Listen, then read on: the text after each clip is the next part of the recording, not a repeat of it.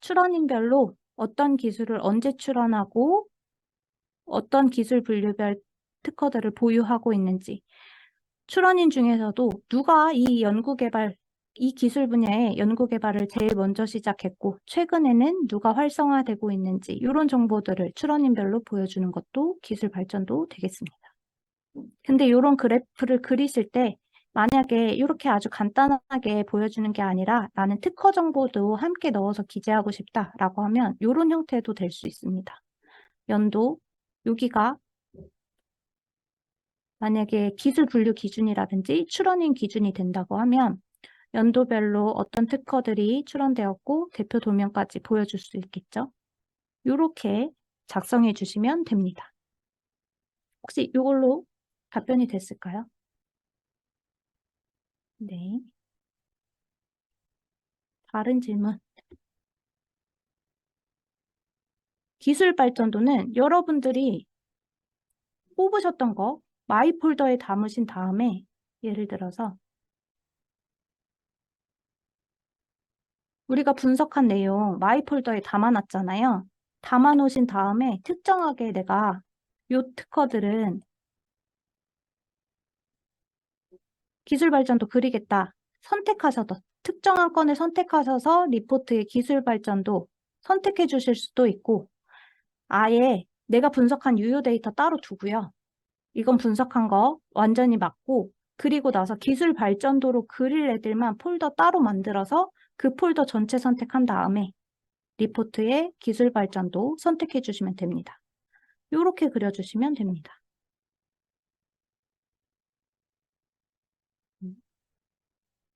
그리고 네, 감사합니다. 다른 질문 올라와 있는 거 볼게요. 회피 전략은 핵심 특허 선정하고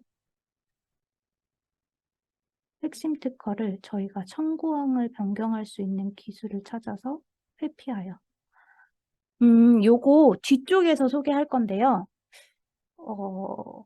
뒤쪽에서 소개해 드릴 거니까 한번 들어보시고 설명을 들었는데도 궁금증이 해결이 잘 안 됐다라고 하시면 그때 한번 다시 한번 물어봐 주세요. 제가 이 내용은 뒤에 나오는 부분이라 지금 말고 좀 이따가 소개해 드리도록 할게요.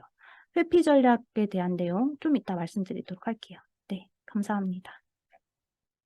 네, 다른 질문 사항 없으시면요. 1분 남았네요. 1분 마저 좀 쉬도록 할게요.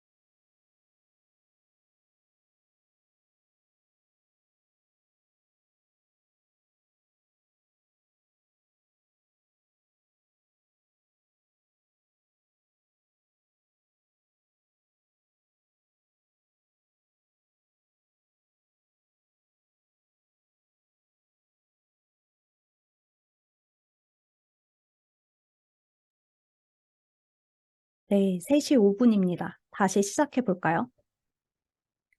우리가 5시까지 수업이 예정되어 있거든요.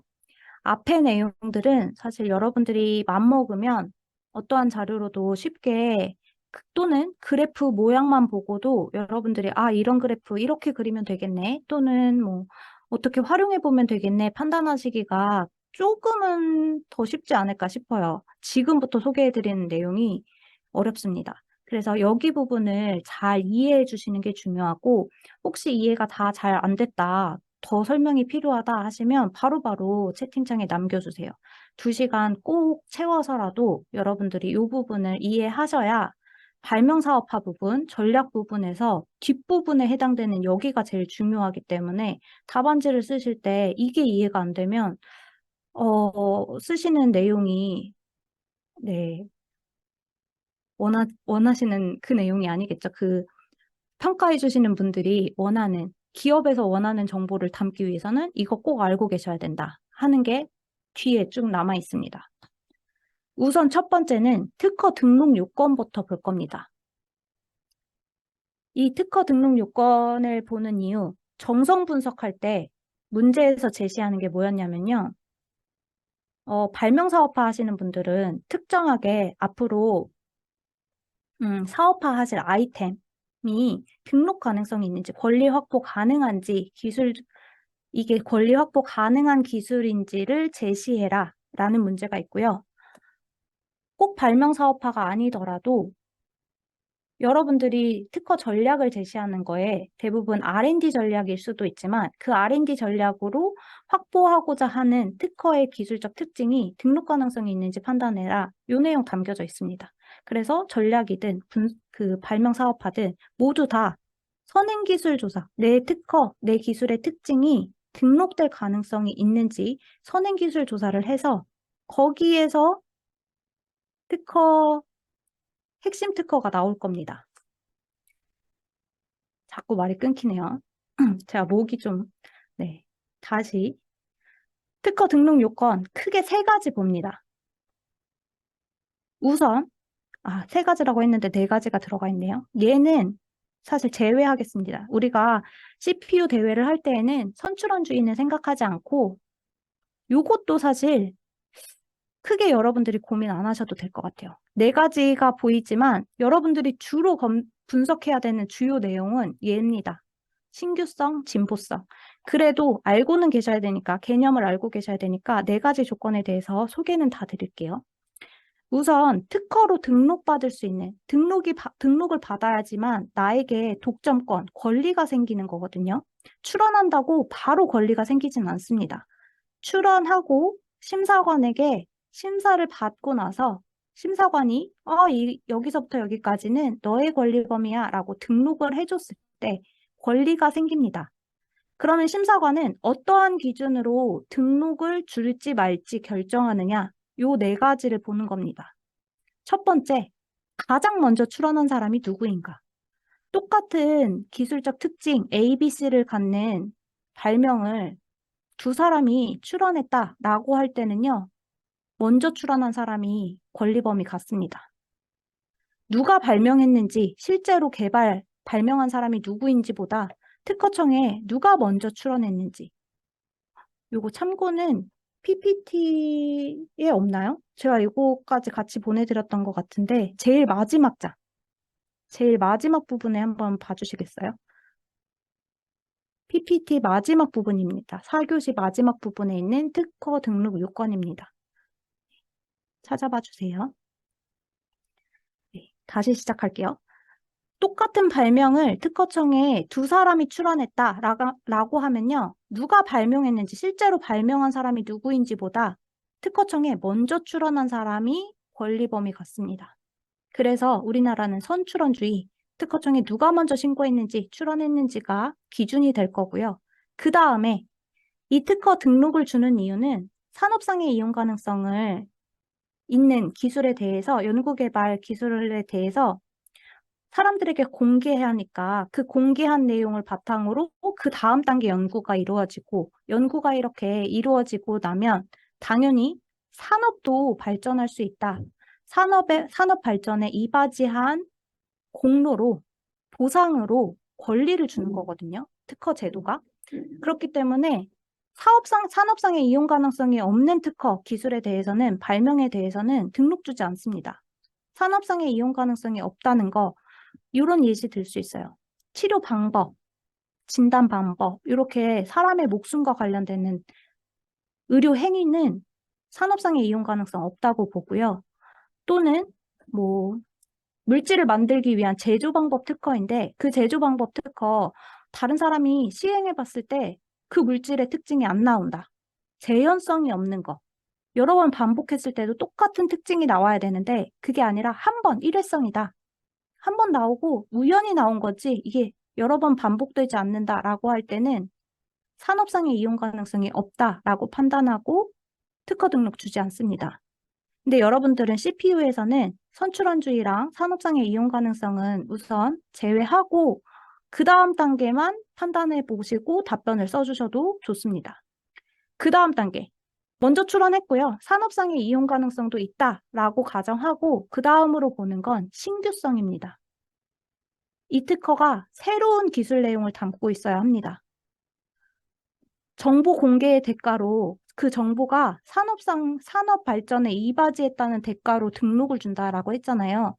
이미 여러 사람이 다 알고 있는, 공공의 사람들이 다 알고 있는 정보를 출원한다고 거기에 대해서 등록 줄 수 없죠. 권리 줄 수 없죠. 이미 알고 있었던 정보인데 새로운 정보가 하나도 없는데 권리를 줄 필요 없습니다. 그렇기 때문에 이 기존에 알려져 있던 공공연하게 알려져 있는 어떠한 기술 내용과도 다른 새로운 특징 담고 있어야 합니다.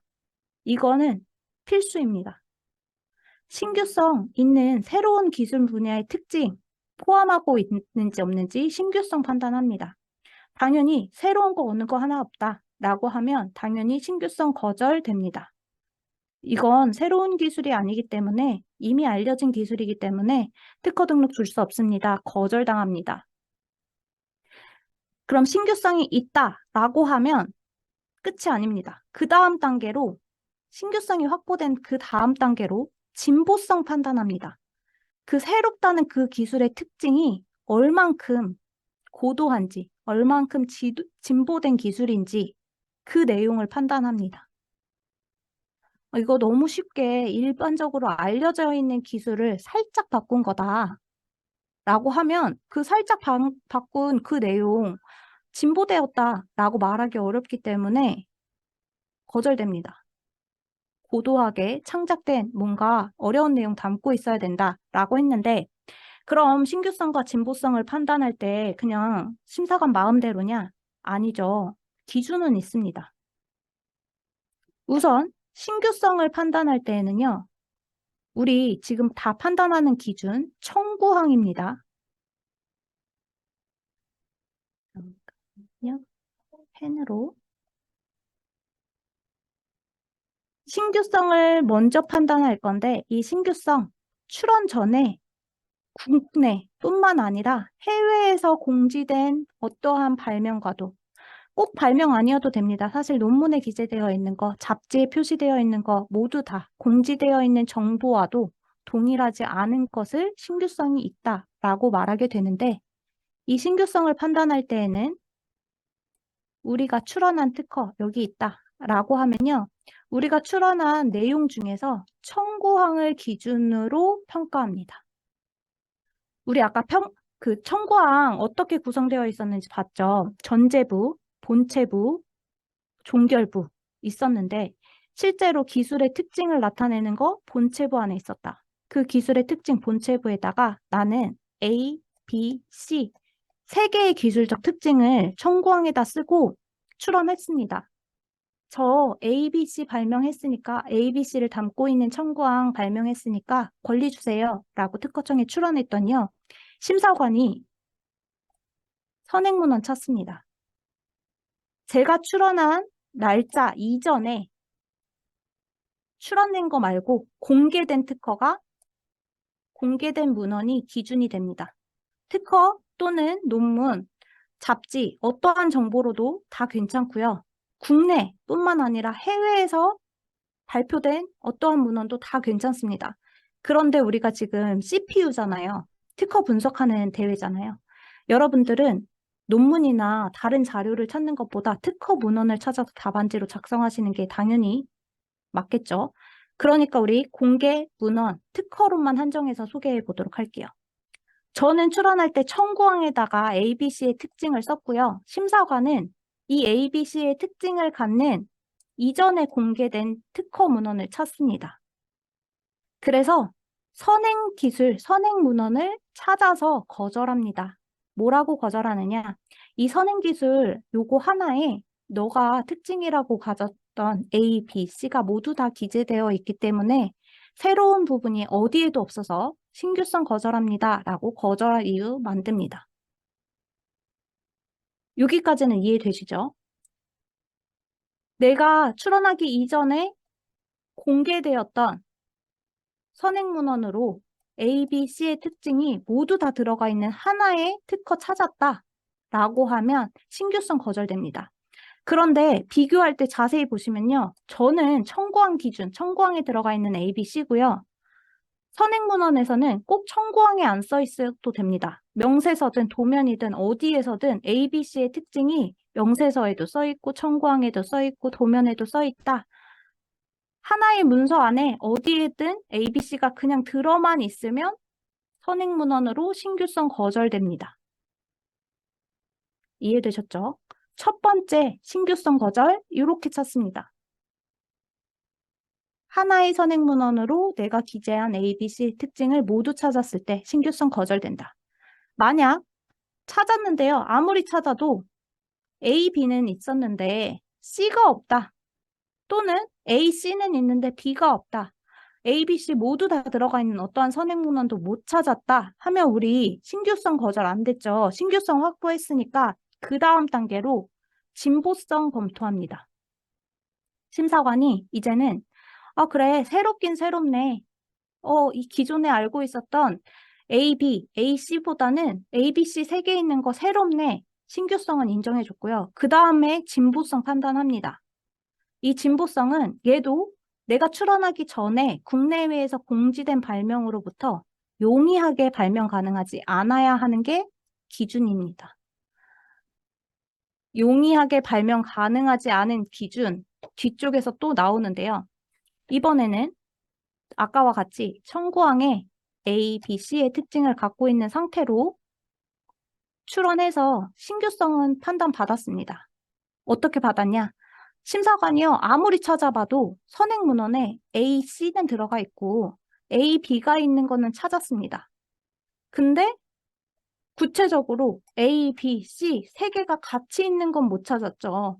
이럴 때에는 신규성 확보는 했고 두 번째 이제 이렇게 찾은 두 개의 문헌을 가지고 진보성 판단합니다.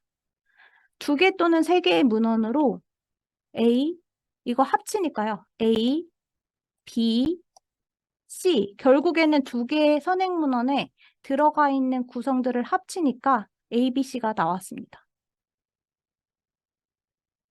이럴 때에는 진보성 거절됩니다.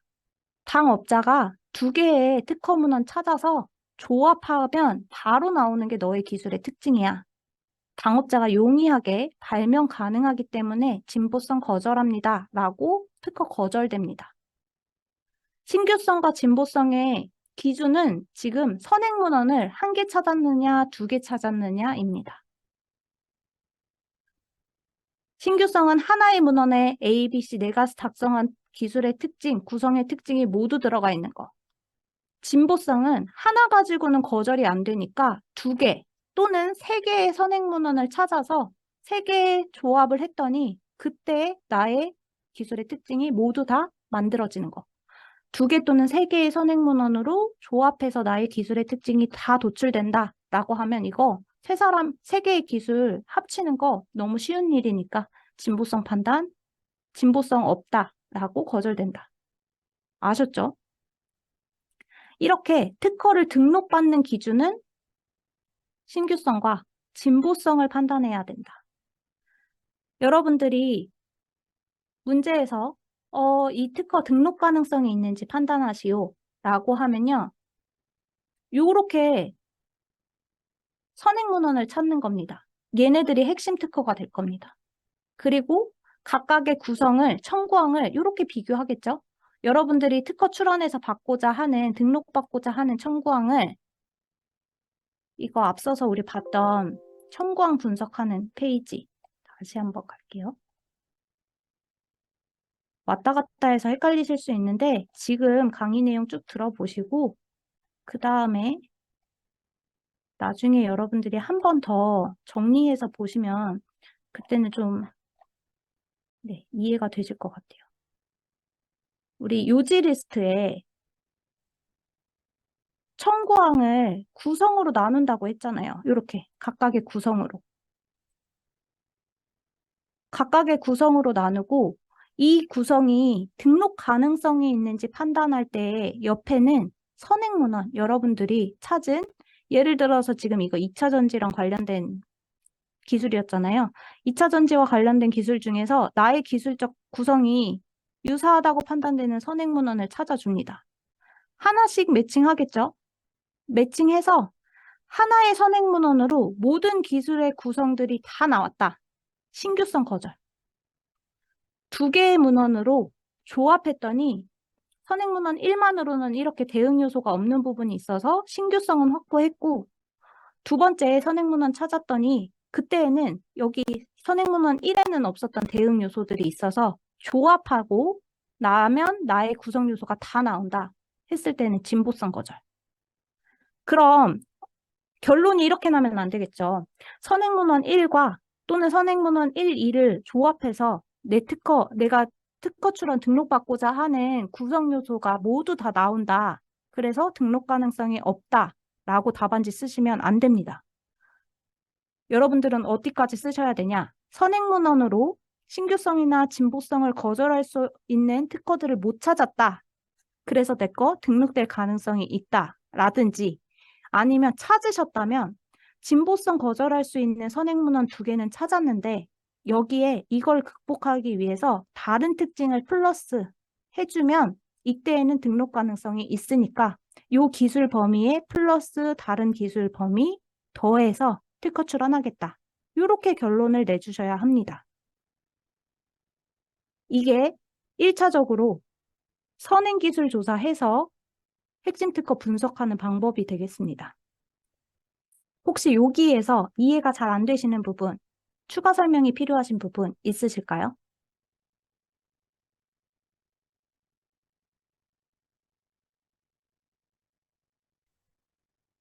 신규성과 진보성에 대해서 쭉 설명을 드렸고요. 요게 정성 분석의 하나의 예시로 들어갈 수 있다. 여기까지 설명을 드렸습니다. 등록된 특허인데 등록된 특허는 신규성과 진보성을 이미 판단받아서 등록된 거잖아요. 얘는 없을 수가 사실은 없어야 되죠. 그런데 이거 뒤쪽에서 나옵니다. 침해 이슈를 판단할 때에는 등록된 특허를 죽이기 위해서 우리가 신규성이나 진보성, 거절할 수 있는 선행문헌을 찾거든요. 혹시 심사관도 사람인지라 모든 특허 정보를 다 찾아보지는 못했을 거잖아요. 그래서 맘먹고 이 등록된 특허를 죽여야겠다, 권리 범위를 없애야겠다라고 할 때는 이렇게 신규성이나 진보성 거절될 수 있는 등록된 특허 이전에 공개된 정보를 찾아서 죽일 수는 있습니다. 네. 혹시 여기까지 이해가 되셨을까요? 답변이 되었을까요? 이걸 먼저 판단한 이유는 그 특허의 등록 가능성을 먼저 판단하고 이 이론을 먼저 소개해드린 이유는 뒤쪽에서 나오는 침해 이슈가 이거랑 유사한데 헷갈리실 수 있는 부분들이 있거든요. 등록을 먼저 이해를 확실히 하신 다음에 그 다음에 침해 관련된 이슈를 확인하시고 그 다음에 침해에 대해서 어떻게 대응할 것인지 대응 전략까지 우리 앞으로 봐야 합니다.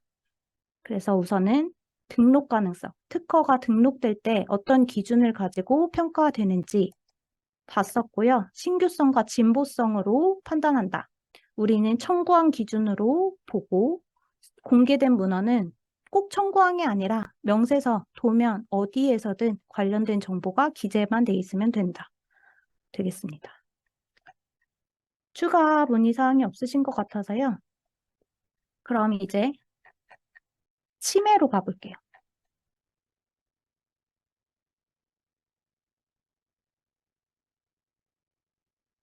이제 침해 이슈를 판단하는 내용을 살펴보도록 하겠습니다. 내가 발명한 그 기술에 대해서 특허 출원해서 등록을 받았어도요. 이건 그 기술의 특징, 구성의 특징들을 나만 사용할 수 있다, 독점권을 얻기는 했는데 그 내용과 침해 이슈는 다른 영역입니다. 내가 가지고 있는 기술의 특징을요. 독점할 수 있는 권리와 내가 다른 사람의 특허, 이 기술을 행했을 때 다른 사람의 특허에 침해될 가능성이 있는지를 판단하는 건 달리 동시에 진행될 수 있기 때문에 등록을 받은 특허의 내용이더라도 새롭게 제품화하거나 기술 적용하고자 하실 때에는 다시 한번 특허 침해 이슈 검토를 합니다. 실제로 연구개발하고 회사 안에서도요, 연구개발하는 중간중간에 다른 특허들 어떻게 출원됐는지 모니터링 계속 하면서 나의 권리 범위 어떻게 확정을 받아야 내가 넓게 권리 범위를 확인할 수 있는지, 보유할 수 있는지 고민도 하고요. 실제로 그렇게 오랫동안 고민하고 분석한 내용 가지고 권리 범위를 확보했다라고 하더라도 확보된 다음에 제품 출시하기 전에는 다른 사람의 특허와 배치되는 부분이 없는지, 침해 이슈는 없는지를 또 한 번 또 검토하게 되는데, 이때에는 아까 등록 가능성을 판단하는 것보다 조건이 더 들어갑니다. 우선 침해 가능성이 있는 특허 뽑으실 때는요, 그 특허는 이런 조건들을 만족하고 있어야 합니다. 우리가 침해 이슈 판단할 때 이것들 보는데, 우선 그 특허는 존속 중에 실시여야 합니다. 이게 무슨 말이냐? 우선 등록받아서 권리가 있어야 되고요. 그 권리 등록 평생 이루어지는 거 아니잖아요. 출원일로부터 20년간 권리가 생기는데 이 권리가 20년 아직 안에 있는지, 그리고 20년 동안 그냥 한 번에 쭉 권리 쭉 생기는 거 아니고요. 여러분들이 등록받았다라고 하면 해마다 특허청에서 물어봅니다. 올해 이 권리 유지해줄까? 내년에도 유지할 거야? 해마다 물어봅니다. 그리고 해마다 유지할 거다라고 답하면요, 돈을 내야 합니다. 등록 유지료. 이렇게 유지료를 내서 나의 권리, 그 사람의 특허 권리가 살아있는지, 살아있는 상태여야지만 특허 침해 이슈를 판단할 수 있습니다.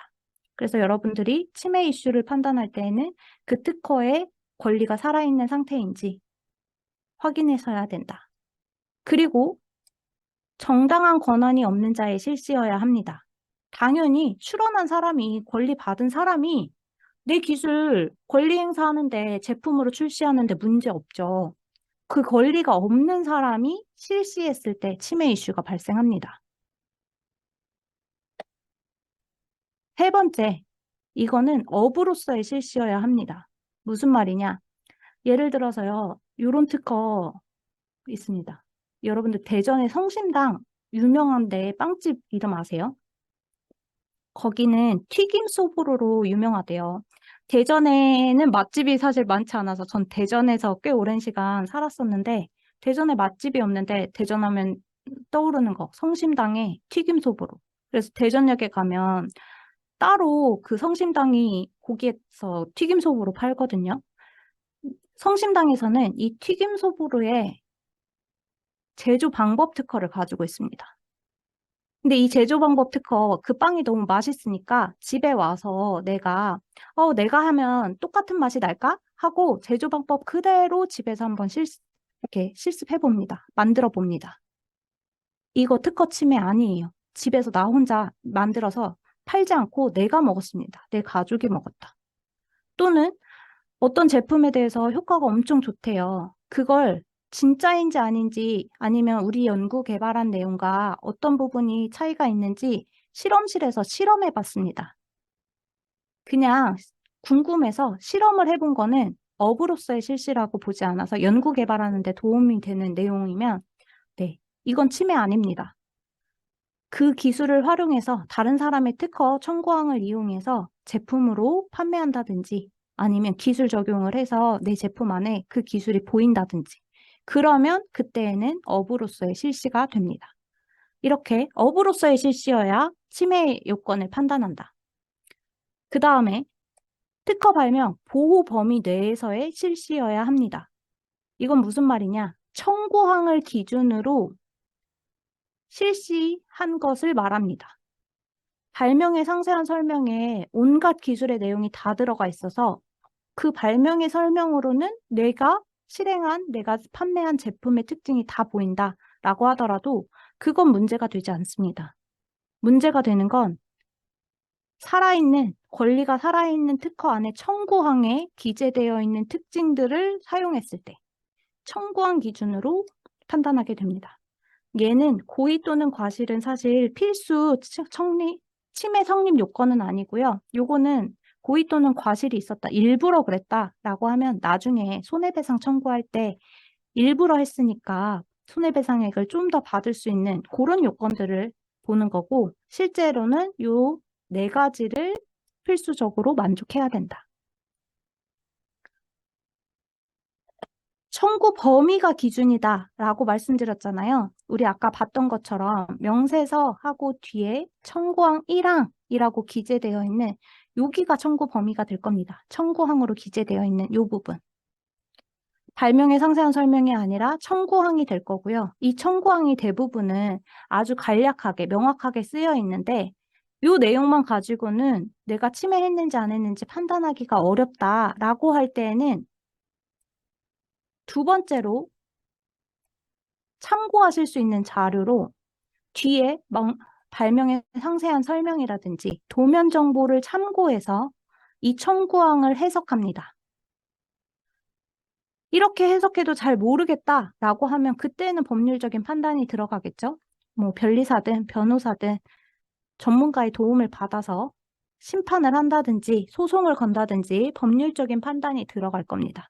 그래서 여러분들은 우선 여기까지는 가지 않을 거니까 여기는 생각하지 마시고 우리가 주로 첫 번째 단계에서 봐야 되는 거 청구항 1항.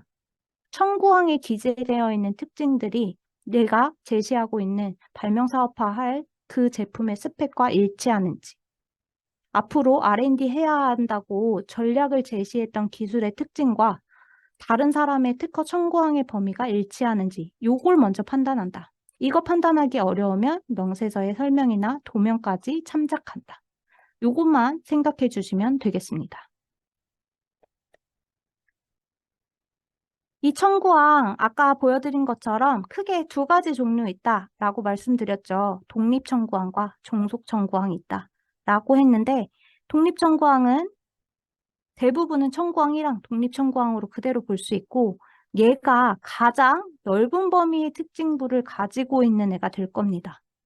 가장 넓은 구성 범위를 가지고 있고 권리 범위를 갖고 있는 독립청구항, 그리고 종속청구항은 어딘가에 종속되어 있어서 내가 어디 속해 있는 청구항인지 시작부터 말하고 시작한다라고 했었죠. 제1항에 있어서, 제1항에 있어서 또는 제3항에 있어서 내가 속해 있는 범위를 말하고 있는 애들 종속청구항이다. 얘네들은 얘네만 평가하면 안 되고 얘네가 속해 있는 종속청구, 그 속해 있는 청구항까지도 같이 묶어서 해석하셔야 된다. 제1항에 있어서 라고 하면 제1항의 조건을 만족하고 여기 다 침해 이슈 완전히 만족하고 여기에 플러스 이 특징도 가지고 있을 때 침해 이슈가 있는 겁니다. 대부분 CPU에서는요. 독립청구항을 기준으로 분석하시면 됩니다. 청구항이 워낙 많이 들어가 있기도 하고 복잡하기 때문에 핵심 특허로 뽑았던 특허 중에서도 독립청구항 기준으로 분석한다. 봐주시면 되겠고,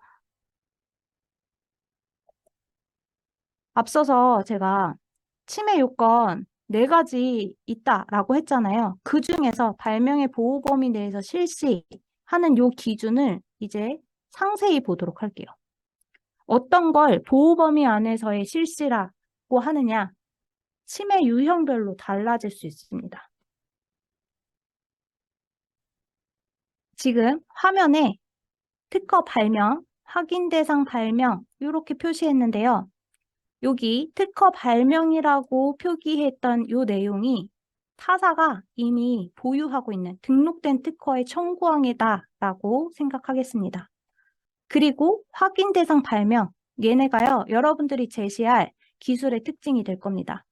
발명 사업화에서는 발명 사업화할 대상의 기술 특징, R&D 전략을 제시하는 특허 전략 부분에서는 내가 앞으로 이런 분야로 연구 개발하셔야 됩니다라고 제시했던 기술의 특징들, 얘네들은 아직 특허 출원 안 된 애들일 수 있죠.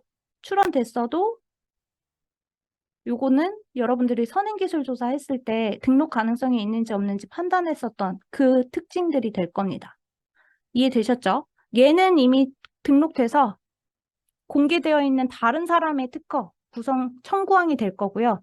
이건 우리가 실시하게 될 기술의 특징이 될 겁니다. 아주 기본적인 침해는요. 청구항에 들어가 있는 A, B, C 세 개의 특징을 구성 요소를 모두 다 실시하는 경우가 됩니다. 우리가 A, B, C 그대로 청구항에 기재되어 있는 구성을 그대로 A, B, C 다 실시했다라고 하면 이거는요. 문헌 침해라고 합니다. 이게 기본적인 침해예요. 내가 실시한 구성의 특징, 기술의 특징이 누군가의 청구항에 그대로 다 들어가 있다 하면 문헌 침해.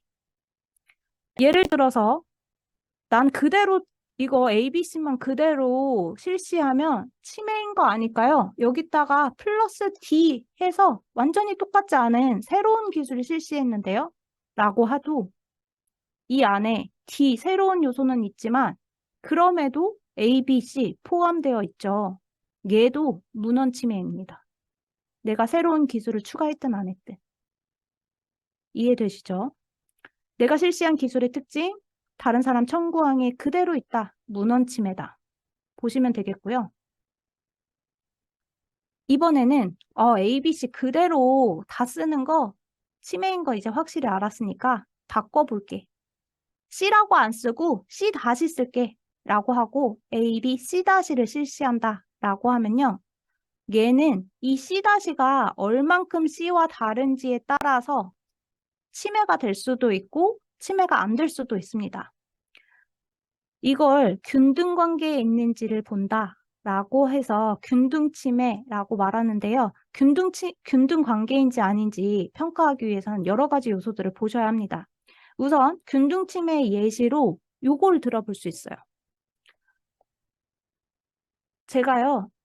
박스 안에 코일 스프링 넣고요. 인형 이렇게 스프링 위에다가 장착해서 박스 닫았다가 열었을 때 튀어나오도록 이런 제품 만들었고 요거 특허로도 출원해서 등록 받았습니다.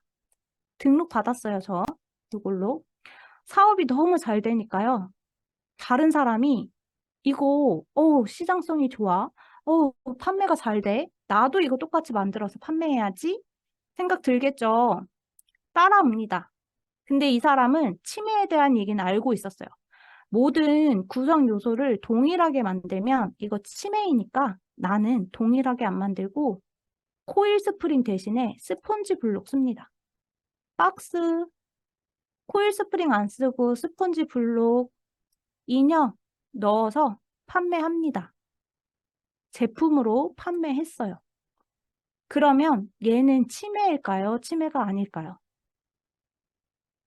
이렇게 판단할 때 코일 스프링과 스펀지 블록이 균등한 관계인지 아닌지를 판단해 보셔야 되는데 균등 관계를 판단하기 위해선 이런 것들 봅니다.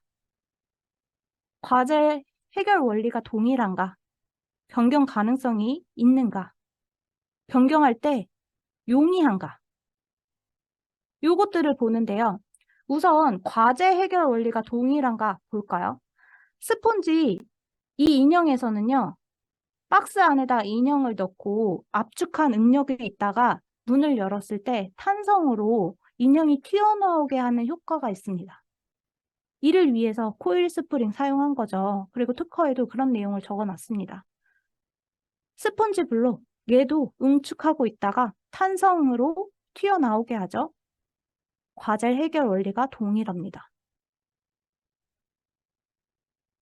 변경 가능성, 작용 효과가 실질적으로 동일한가를 보는 건데요. 동일하죠. 아까 해결 원리도 동일하고 탄성을 이용하는 것도 동일하고 그 효과로 인형이 박스 안에 들어가 있다가 튀어나오는 효과도 동일합니다. 변경 가능성도 동일하다. 변경이 용이한가? 예를 들어서요. 코일 스프링 요거 판매하는 등록된 그 시점에 스폰지 블록이라는 게 없었다. 개발이 아직 안 됐다. 그래서 이걸 개발하는데 너무 오랜 시간이 걸리고 힘과 비용이 많이 든다. 그러면 변경 용이성이 높지 않죠.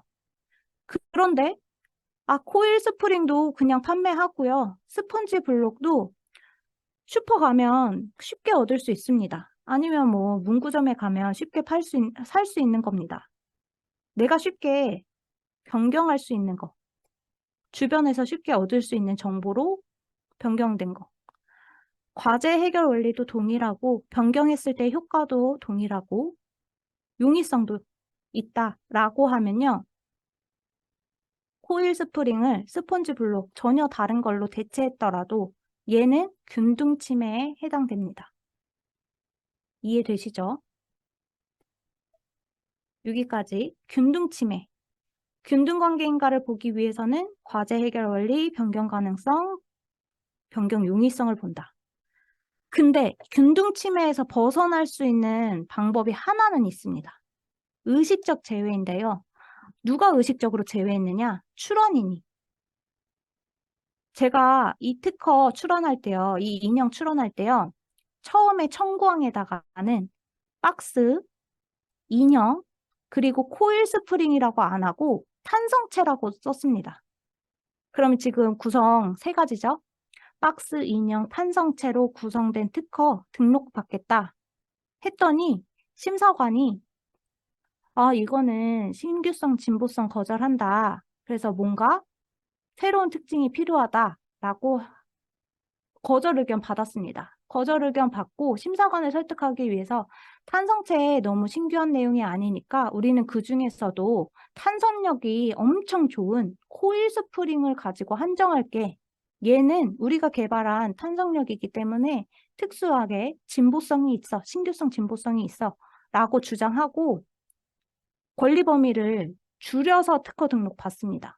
출원할 때에는 탄성체로 코일 스프링이나 스펀지 블록을 다 예시로 들었었는데 등록받을 때 코일 스프링으로만 한정했다라고 하면 심사관을 설득할 때 내가 탄성체로 스펀지가 있지만 알고 있지만 이거는 내가 권리 범위로 안 받겠다라고 제외한 거죠.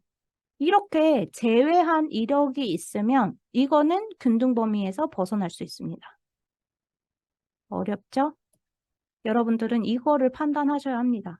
내가 핵심 특허로 침해 가능성이 있는 특허로 이전에 출원되어 있던 등록된 특허 찾았다라고 하시면 균등 침해가 아닌지 판단하기 위해서 명세서 보정 단계에서는 출원인이 이 내용을 알고 있었는가 확인해 보셔야 합니다. 이게 균등 침해였고요. 그 다음 선택 침해도 있습니다. 이 선택 침해는요. 큰 A가 아니라 그 안에 들어가 있는 하위 개념의 특수한 물질을 사용한 경우. 예를 들어서 이런 겁니다. 저는 청구항에다가 과일을 권리 범위로 썼더니 실제로는 사과를 쓴 경우. 그러면 청구항에는 문헌 그대로는 과일을 썼기 때문에 과일이 완전한 과일은 아니죠. 문헌 그대로 침해한 건 아니죠. 그런데 과일의 일종인 사과를 썼기 때문에 선택적으로 큰 범위 안에서 일부의 구성으로 선택할 수 있는 걸로 침해했다라고 해서 선택 침해 될 거고요. 예를 들어 이런 것도 되겠죠. 금속이라고 했는데 난 알루미늄 썼다. 알루미늄이 금속에 포함되는 하위 개념이다라고 할 때는 선택 침해가 될 겁니다. 제조 방법 특허에 대해서도 침해를 좀 피하기 위해서 이런 경우 있을 수 있습니다.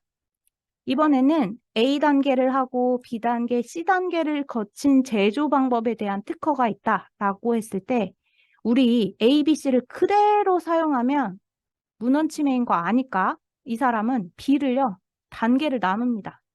난 B 그대로 쓰지 않고 B1, B2 단계로 나누어서 우회 침해합니다. 그럼에도 침해로 판단되는데 왜냐? 예시로 돈가스 만들 때요. 돼지고기에 빵가루를 묻혀서 튀기면 돈가스 내 권리 범위다 라고 제조 방법 특허 만들어서 냈습니다. 등록 받았습니다. 이거 그대로 빵가루 사용하고 돼지고기 사용해서 튀기면 치매니까 살짝 머리를 썼죠. 난 빵가루 안 쓸게 하고 돼지고기에다가 빵가루 안 쓰는 대신에 새로운 단계를 추가합니다. 식빵을 블렌더로 갈아서 가루로 만드는 단계가 추가됐습니다. 그리고 나서 튀겨요. 의미 없는 단계가 만들어진 거죠. 바로 빵가루를 쓰지는 않았지만 식빵을 갈아서 빵가루를 내는 과정. 문장 그대로, 문구 그대로는 식빵 가루를 사용하지 않고 두 단계로 나누어서 식빵을 갈고 그 가루에 튀기는 단계로 진행을 했는데 요거 의미 없이 단계만 늘어나는 거고 결과적으로 얘도 균등치매와 같이 결과적으로는 빵가루를 사용한 거니까 요것도 치매에 해당되고 우회치매라고 합니다. 이거 마지막인데요. 치매 이슈 중에 마지막으로 보실 수 있는 거 이번에는 간접치매입니다. 이 간접치매는요. 저는 A, B, C 그대로 제품 만들지 않고요. 그냥 A, B만 만들었어요. 그러면 다른 사람이 갖고 있는 청구항 A, B, C의 특징 다 쓰지 않았기 때문에 저는 치매 아닙니다. 그쵸? C가 없잖아요. 그런데 내가 판매한 이 제품 가지고요. 실제로 사용하는 사람은 꼭 C의 구성을 넣어야지만 쓸 수 있다라고 하면 이거는 내가 직접 치매한 건 아니지만 다른 사람이 치매할 수 있도록 간접적으로 도와준 게 되니까 간접치매라고 합니다. 예를 들어서 이런 거죠. 발명으로 특허 등록된 건 텀블러와 텀블러 뚜껑 이렇게 두 개가 같이 있는 경우가 특허 등록되었다라고 하고 나는 이거 등록된 특허인 거 아니까 텀블러랑 뚜껑 다 만들지 않고요. 뚜껑만 만들어서 팔았습니다. 그런데 이 뚜껑 텀블러 말고는 이 컵 말고는 사용될 데가 없어요. 그러면 사용자는 이거 왜 사나요? 나 컵에다가 뚜껑 필요하니까 산 거죠. 같이 쓸 거죠. 그 사용자는 치매가 됩니다. 그리고 뚜껑만 만든 나는 간접 치매에 해당됩니다. 이거는 앞에 것보다 쉽죠? 이렇게 치매에는 여러 가지 이슈가 있었습니다. 제일 기본적으로는 모든 구성을 다 실시하는 경우, 문헌 치매. 이게 가장 기본이 되는 치매고요. 두 번째, 균등 치매. 과제 해결 원리 변경 가능성, 변경 용이성이 쉬운 구성으로 대체해서 치매하는 경우 균등 치매에 해당됐고요. 넓은 상위 개념이 들어가 있는 특허 청구항의 구성을 실질적으로 하위 개념의 물질로 치매하는 경우 선택 치매. 과일을 사과로, 금속을 알루미늄이나 철로 아주 선택해서 특수한 하위 개념으로 선택해서 실시했을 때 선택 치매. 제조 방법에 한 단계를 여러 단계로 쪼개서 의미 없이 단계만 늘렸을 때 우회 치매. 내가 직접 치매한 것은 아니지만 나의 물건을 가지고 사용자가 치매할 가능성이 있는 것, 간접 치매. 이렇게 치매 이슈를 판단할 수 있습니다. 그럼 확실하게 치매 안 하려면 어떻게 해야 되냐? 이미 나와 있는 구성들 다 사용하면 치매였잖아요. 그래서 뭔가 빼고 씁니다. A, B만 쓴다든지 A, C만 쓴다든지. 그리고 다른 특징을 추가하더라도 C가 없으면 이거 치매 아닙니다. 그쵸? 이렇게 치매 벗어날 때에는 구성을 하나 제외한다. 이게 제일 쉬운 회피 방법이 될 겁니다. 여러분들이 앞으로 제시하실 발명사업화 아이템이라든지 R&D 전략이 특허 침해 이슈가 있을 것 같다 라고 하면 특허 침해 이슈에서 벗어나기 위해서는 내가 찾은 핵심 특허 안에 필수적으로 써야 되는 구성의 특징들이 무엇이 있고 이 중에서 내가 안 써도 되는 게 무엇인지 확인하는 겁니다. 그 다음에 만약에 C를 내가 안 써도 대체할 수 있는 기술이 무언가 있다. D를 찾았다. 라고 하면 이게 회피 전략이 될 겁니다. 우리는 C를 사용하지 않고 대신 D를 사용해서 동일한 효과 또는 더 좋은 효과를 가질 수 있다면 치매 이슈에서는 벗어난 전략이 되겠죠. 이렇게 비치매 유형까지 살펴봤고요. 여기까지 치매와 관련돼서 이해가 좀 안 됐다, 추가 설명이 필요하다 하시는 부분 있을까요? DM 주셨네요. 잠시만요. DM 주신 거 먼저 확인할게요. C를 빼고 D를 넣는다고 하면 신규성은 보장되지만 진보성이 있어야 되죠. 여기 지금 회피하면서 등록 가능성까지 문의를 주셨네요. 이거 중요합니다. 맞아요.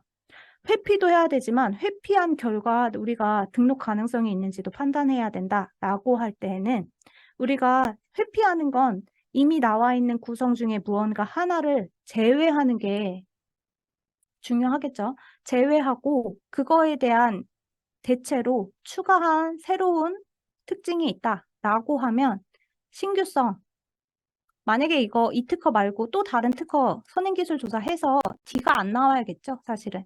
A, B, D가 없어야 신규성 확보되는 거고요. 그 다음에 어디에서도 선행문헌으로 D가 나오는 게 하나도 없었다. 진보성 거절도 안 됐다. 요거 그때에서 신규성, 진보성 다 판단받을 수 있습니다.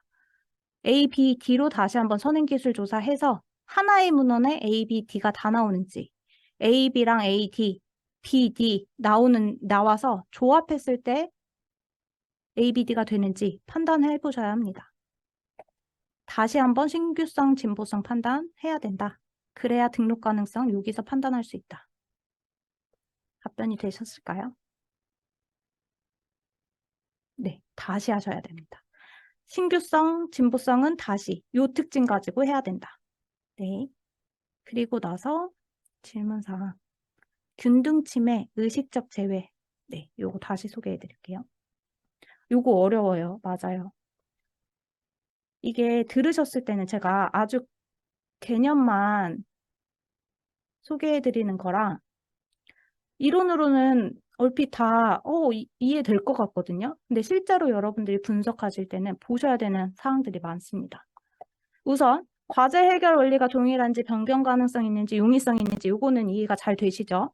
근데 의식적으로 제외했는지를 평가하는 거 요거가 좀 헷갈리실 수 있는 포인트 맞는 것 같아요. 많은 분들이 여기서 다시 한번 질문 주시는데 얘를 소개하려면 다시 얘부터 갑니다. 제가 이 제품과 관련해서 기술 개발할 때에는 코일 스프링이라고 쓰지 않고요. 예를 들어서 특허 출원할 때는 아주 구체적으로 쓰지 않고 이렇게 썼습니다. 박스에 해당되는 거 A, 그리고 코일 스프링이라고 안 하고 탄성체라고 했다. 넓은 범위죠, 지금.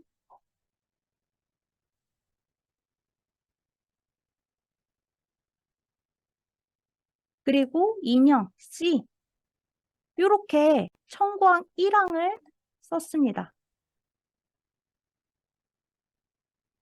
청광 1항을 박스랑 탄성체랑 C, 인형을 가지는 선물 박스 이렇게 특허 출원했어요.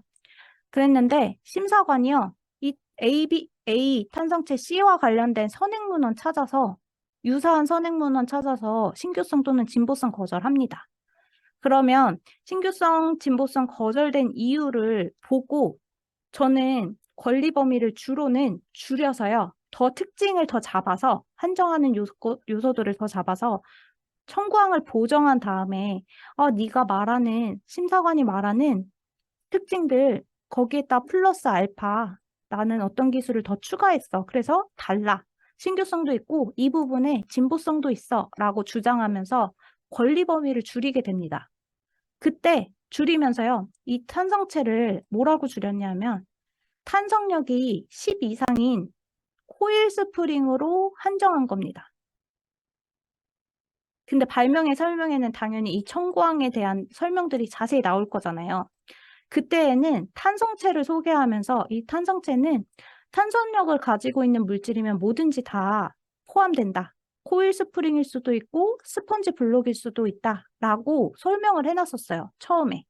그랬는데 심사관이 이거 탄성체는 너무 권리 범위가 넓고 신규성이나 진보성 거절할 수 있는 문헌 찾았어 라고 하니까 저는 그러면 탄성력이 10 이상인 코일 스프링으로 한정한 거잖아요. 그러고 나니 탄성체가 아니라 등록받을 때에는 코일 스프링이 된 겁니다. 이때에는 제가 이미 탄성체의 조건으로 스펀지 블록이 사용될 수 있다는 거 알고 있었죠. 알고 있었는데 심사관을 설득하기 위해서 알고 있었던 스펀지 블록을 제외하고 코일 스프링으로만 한정한 겁니다. 여기까지는 이해되시죠? 이렇게 되면요. 이 스펀지 블록을 사용한 이 인형 업체는 침해가 아닙니다. 왜냐? 이 사람, 특허 등록받은 이 사람이요. 알고 있었어요. 스펀지 사용하면 튀어 오르는 똑같은 효과를 낸다는 걸 이미 알고 있었는데 본인이 본인이 특허 등록받는 과정에서 심사관을 설득하기 위해 난 스펀지 블록은 아니고 코일 스프링만 나의 권리로 가질게 라고 한정했다. 그러니 나는 그 사람이 의식적으로 제외한 기술을 썼기 때문에 특허 침해에서 벗어난다 라고 주장할 수 있습니다. 그럼 우리는 의식적으로 어떻게 제외했는지를 봐야겠죠. 얘가 코일 스프링으로 한정할 때 이걸 알고 있었는지 모르고 있었는지 알아야겠죠. 그럴 때는요, 여러분들 이거 보는 겁니다. 우리 한 건 한 건 특허 본다고 했죠. 예를 들어서 뭐를 보는 게 좋을까요?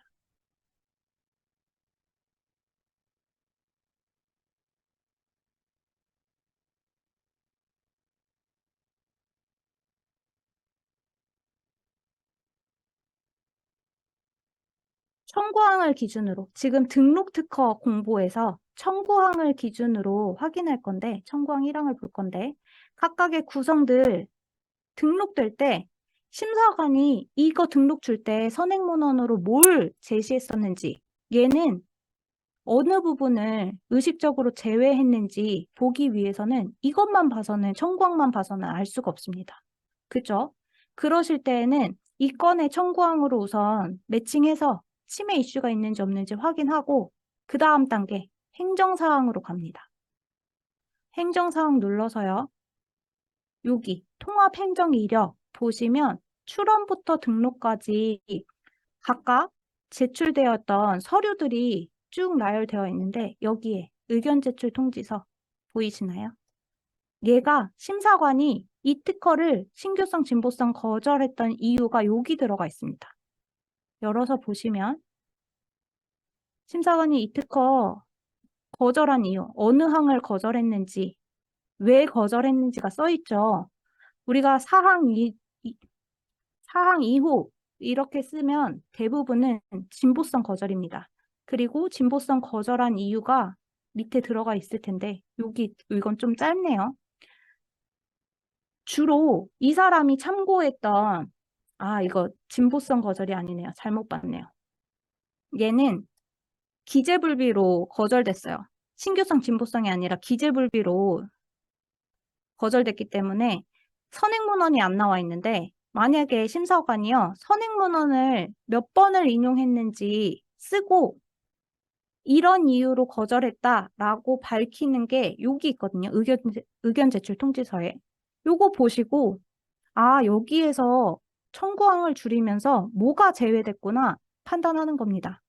사실은 의견 제출 통지서와 함께 그 다음에 당연히 심사관이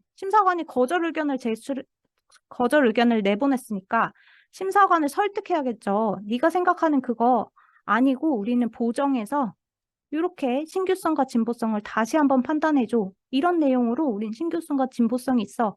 라고 제출한 게 의견 제출 다음에 제출하는 보정서, 의견서가 될 겁니다. 이 내용까지 같이 보셔야 되는 거예요. 세 가지 다. 의견 제출 통지서, 보정서, 의견서. 윈텔립스에서는 의견 제출 통지서는 바로 보실 수 있고요. 만약에 이것까지 더 보고 싶다. 여기 갑니다. 심사 문서 조회. 눌러보시면